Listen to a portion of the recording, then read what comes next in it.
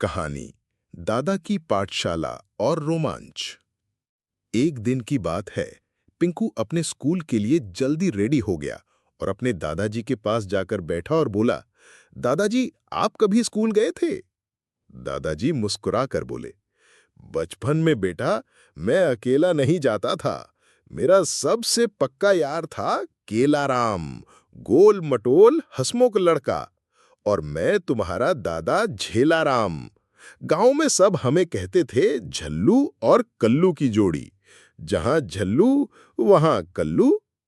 पिंकू हंसते हुए, वाह दादाजी, जैसे टॉम और जेरी।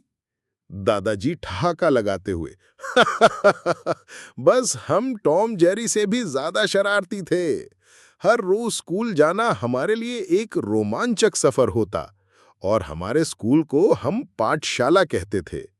जैसे ही हम दोनों पाठशाला के लिए निकलते, एक खेत पार करने के बाद सबसे पहले आती तेज बहती नदी।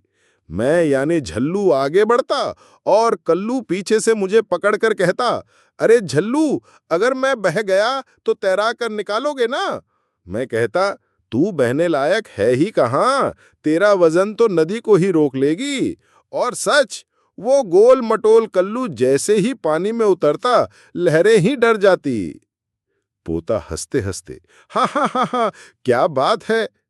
दादाजी कहानी आगे बढ़ाते हुए, फिर चढ़ना पड़ता था ऊंचा पहाड़। क्या पहाड़? पिंकू ने आंखें बड़ी करके पूछा। हाँ बेटा, मैं फुर्ती से ऊपर चढ़ जाता, लेकिन कल्लू हांफते हांफते आधे रास्ते में ही बैठ जाता। कहता, झल्लू, मैं यहीं दुकान खोल लेता हूं, रोज छात्र यहीं से गुजरेंगे। मैं उसे खींच खींच कर ऊपर ले जाता। ऊपर पहुंचते ही हम दोनों बाजू फैलाकर चिल्लाते, वाह रे कल्लू, हम दोनों पहाड़ के राजा। पिंकू हंसने लगा। फिर दादाजी मजे लेते हुए, ये तो कुछ भी नहीं। अब आता था घना जंगल, झाड़ियों से अजीब अजीब आवाजें आती। एक बार सचमुच हमें लगा कि एक शेर रास्ता रोक कर बैठा है। मैंने डंडा उठाया, कल्लू ने ढोलक बजाने की एक्टिंग की और हम दोनों ने मिलकर शेर को डराने के लिए चिल्लाया, भाग रे शेरू, वरना कल्लू तुझे कुश्ती में पटक देगा। लेकिन बेटा, वो शेर असली नहीं था, वो तो गांव के बिरजू का बकरा भवरा निकला। और बकरा जैसे ही मैं करके भागा, कल्लू बोला, देखा झल्लू, मैंने शेर को भगा दिया, वरना तू तो डर ही गया था।